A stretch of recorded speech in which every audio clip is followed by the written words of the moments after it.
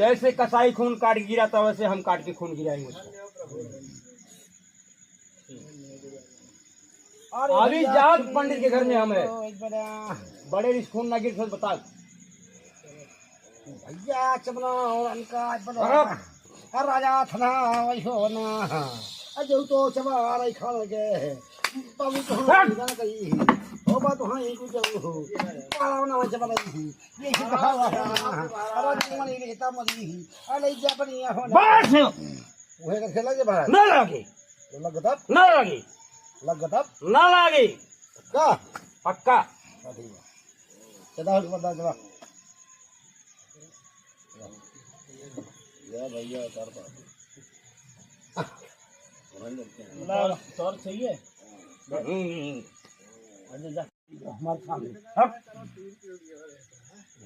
चाहे 85 मंत्र हो, गायत्री मंत्र हो या गिरिया बंगाली हो या काली मसान हो, हमारे सामने कोई नहीं टिकेगा। न्याय दिला।